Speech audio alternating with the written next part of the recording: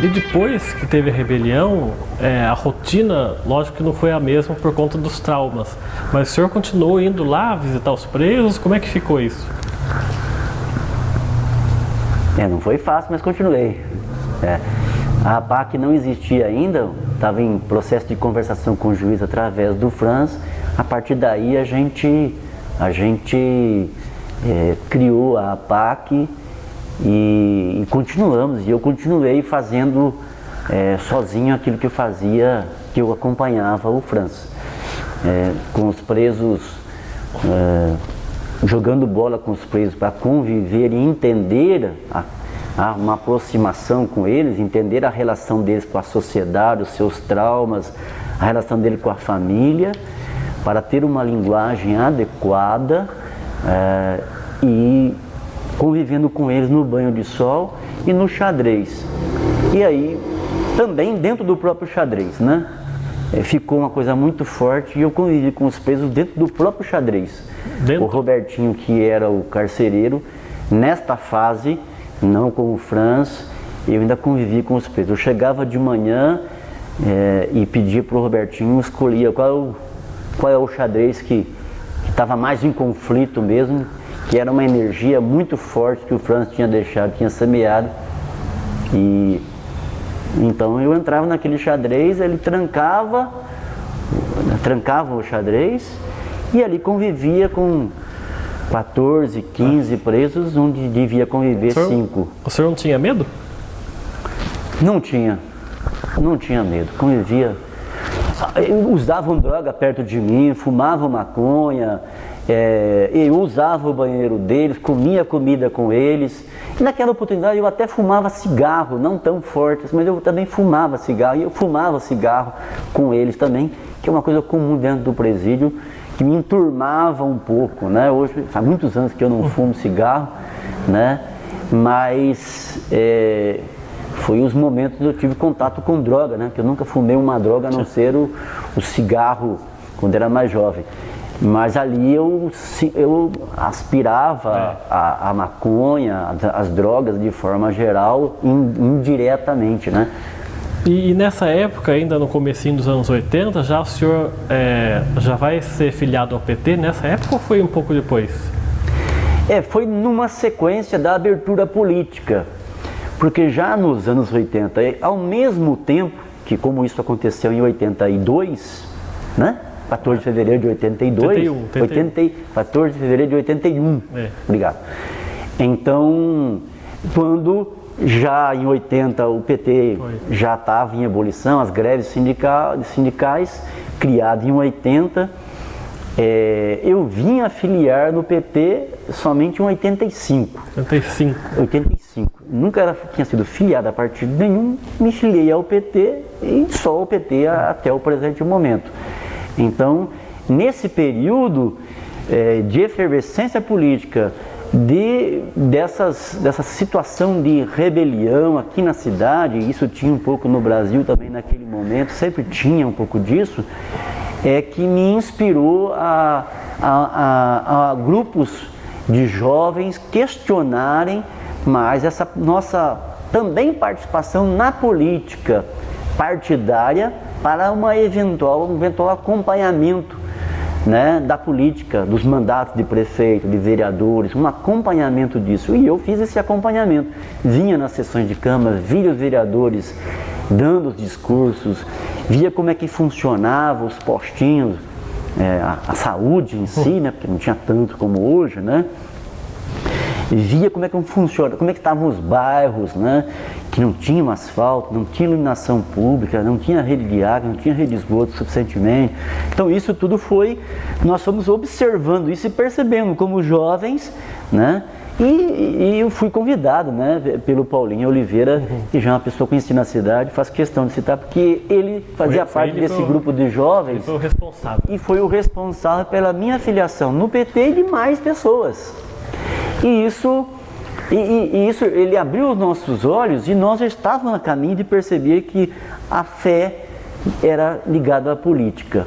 E uma política não necessariamente partidária, Mas naquele momento nós precisávamos dar um passo de filiação a um partido político para estar mais dentro da política e lá questionarmos e eventualmente ter um candidato a vereador daquele meio, daquele grupo, né? Que veio a ter novamente, que veio mesmo, né? E eu acabei sendo o candidato, embora não quisesse e relutasse a isso. A primeira campanha que o senhor participa é essa de 88? Para vereador, porque eu ajudei em 86 uma candidatura do deputado federal Plínio de Arruda Sampaio, que era do PT, e é ligado à Igreja Católica, à Juventude Operária Católica, era alguém na linha cristã e sempre escrevia artigos para a revista Família Cristã, e a gente se conheceu, se deu muito bem. Então, antes disso, nós fizemos uma campanha em 86, mas então já afiliado no PT. Mas, de fato, essa participação política, ela teve essa entrada, esse fruto da reflexão, da luta social, os movimentos sindicais que foram aparecendo, os sindicatos de oposição, químicos, metalúrgicos, né, já apareciam e eu já ajudava, então, essas organizações de oposição sindical, até eu junto com outros, né, e até que chega em 88, em reuniões ali na rua Rui Barbosa, especialmente na casa do Marco Aurélio de Souza, que era mais central, né? E ali a gente reunia essas pessoas, inclusive o Paulinho, outros amigos, o Marco Aurélio, e fomos discutindo as questões da cidade, cada um partilhando em várias reuniões, até que um dia precisamos lançar um candidato deste meio com esta visão fé e política juntas, né? E depois de muitas rodadas, porque ninguém aceitava ser candidato, né? Todo mundo queria militar e votar e mudar as coisas, mas ninguém queria ser candidato. Depois de várias rodadas, ficou entre eu e o Marco Aurélio não aceitou ser candidato e eu, por exclusão de ser lembrado na última, porque eu de fato sempre dizia, não sou candidato a nada, não aceito nada, até que ninguém aceitou e eu fui o último. O senhor já era formado em Direito? Em 86 eu terminei meu curso de Direito em Taubaté, na Unital, 86. Em 1987 eu participei de cursos para fazer, se preparar pela OAB. Em 87 eu fiz o exame da OAB, passei logo no primeiro, né? Que é um curso difícil, então é bastante estudioso. Tinha até defesa oral naquela época, passei e em 88 logo no comecinho já peguei minha carteira da OAB. Então quando eu fui candidato a vereador, eu já tinha a carteira da OAB, não era casado, mas era noivo, né? Minha esposa, Edith de Souza, era noivo dela, e aí foi eleito vereador. O senhor como vereador e o Jocafe como candidato a prefeito, né? Exatamente. O Joaquim Caetano Filho, o Jocafe, é o nosso candidato a prefeito. Já tinha sido em 82 e foi em 88, né? Justamente. Votei no Jocafe, votei no PT e atraímos um grupo de pessoas através do PT para filiação e estruturação do partido na cidade, ajudando o Jocafe, o Vicente Paulo Costa, que era vereador naquela oportunidade, foi o primeiro vereador do PT, foi presidente do PT também, né?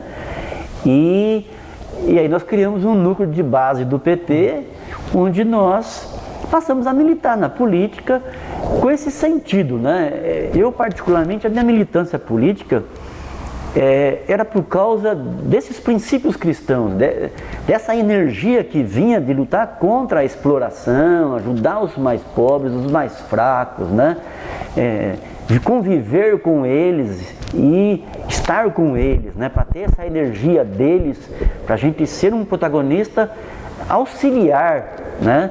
Porque eles é que devem fazer essa luta. Eu fiz essa luta de emancipação dos trabalhadores, porque eu também fui trabalhador, também fui demitido da Pegasus por estar filiado no PT, por organizar os trabalhadores, né? Demitido politicamente, dito politicamente. Você está afiliado, você é político, então você está fora. Então eu fui demitido desse jeito, politicamente, né? E como é que o senhor, que lições o senhor tirou desse seu primeiro mandato? Porque logo no fim do seu mandato, o senhor foi candidato a prefeito em Jacareí em 92, numa eleição que tinha 10 candidatos a prefeito, né? Como é que foi essa experiência para o senhor? Foi sensacional, né? Que de fato ser eleito vereador é uma coisa que já foi inesperada, porque nós queríamos a participação política, fazer o questionamento, colocar nossa rebeldia, falar o que estava errado, xingar os políticos de forma geral, né? Que a gente achava que não resolvia, falar da situação que o povo vivia, que nós vivíamos, né? É isso que a gente queria, protestar, falar, e a candidatura permitia fazer isso, né? E aqui no Esporte Clube Elvira, onde fazia apuração, era tudo à mão, né? E a cédula. E eu estava lá dormindo praticamente já na madrugada. A colega jornalista aqui de vocês, a Marta Fernandes, eu falei, Marta, a Marta eu não sei se ela lembraria disso, mas faz muitos anos. Ela me acordando, eu estava dormindo nas escadarias, que ali é um estádio, né? Então eu estava ali cochilando, ela acorda Valtinho. Falei, o que aconteceu? Ela falou, você está eleito vereador? Eu falei, mano, você está brincando comigo? Você está eleito vereador? Eu falei, não é possível, você está entre os mais votados da cidade. Eu falei, eu não acreditei que aquilo estava acontecendo, né? Por isso foi um mandato muito forte, porque ele nasceu das bases, da vontade das pessoas, que a gente sempre falou a linguagem do povo, né? A gente tinha um lado, né? A gente não tem nada contra as pessoas em si, as suas variadas religiões, as suas classes sociais, mas a gente sabe que existe os mais fracos, os mais sofridos. E a gente sempre, mesmo tendo amizade com os outros, mesmo convivendo, sem preconceitos, a gente tinha um lado bem definido. E isso emergiu naquele momento. E de fato, de 89, quando começou o mandato, a 92, um mandato muito forte, de muito conflito na Câmara. E especialmente, como tinha 21 vereadores naquela oportunidade, os vereadores mais de oposição ao Oswaldo Aroco, que era o prefeito, né? Era eu, né? O Davi Lino e o Tião Virgilino, né? É um 3 mais à esquerda, que atuávamos numa oposição naquela oportunidade. E o projeto, assim, dos projetos mais duros que foi de nossa iniciativa, o projeto que acabou com a aposentadoria dos vereadores e prefeito. Então isso foi uma efervescência dura para mim, né? Porque logo no começo eu percebi que descontavam lá no meu olerite, digamos assim, de vereador. Eu olhei aquilo e pedi, olha, o que é isso aqui? Ah, isso aqui é para aposentadoria de vereador. Aí descobri que isso tinha uma situação que pagava, assim, para ser, né? Mas que aposentava com altos salários e isso não era justo a meu ver, né? Já tinha do INSS, a gente tinha que ligar, INSS nem sei se é NPS naquela oportunidade. Então esse projeto deu muita polêmica e foi aprovado, não tem mais isso na cidade, né? Não tem mais na Câmara Municipal. Naquela época, junto com o senhor, o outro vereador do PT que entrou foi o Itamar. Exatamente, quando eu fui eleito vereador em 88, o Itamar Alves era vereador do PT, ficou um período no PT e depois se desligou. Mas e sempre foi um... Foi o primeiro dos 6 mandatos que ele teve aqui, né? Isto. E eu gostava muito dele, porque a gente morava no mesmo bairro, a gente sempre foi amigo e somos amigos até hoje. É um cara extraordinário. A campanha para prefeito, como é que foi naquela eleição de 92, com 10 candidatos aqui, e dentre esses 10, 2 figuras que já tinham sido prefeitos na cidade, que foi o Dr. Telmo e o Benedito Sérgio Lencioni, né? Enfrentá-los, Dr. Telmo de Almeida Cruz, Benedito Sérgio Lencioni, né? Sabíamos com certeza absoluta que eles seriam eleitos, né? Um dos dois seriam eleitos, a gente sabia disso. Eu, quando terminou então o mandato, do primeiro mandato, né? Eu não queria ser candidato à reeleição mesmo. Aí o PT se reuniu lá e falou, então sai candidato a prefeito.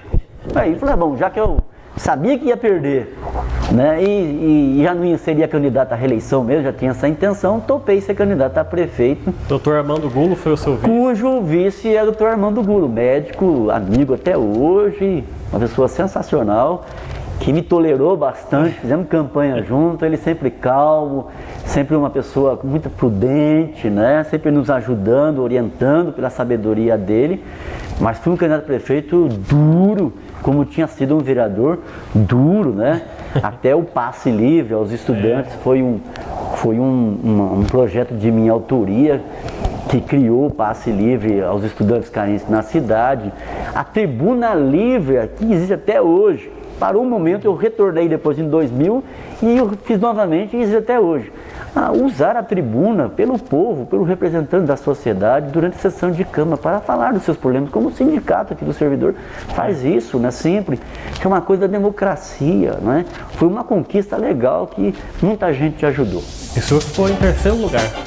Eu pessoalmente já pensei em sair do PT um monte de vezes, não é agora, esse ano, né? Em vários anos anteriores, por causa de perseguições, por causa de não reconhecer, de não respeitar a opinião da gente. Isso já muitas vezes mesmo, porque eu sempre fui sempre ficou grosso e duro na queda nas reuniões do PT quando eu participava.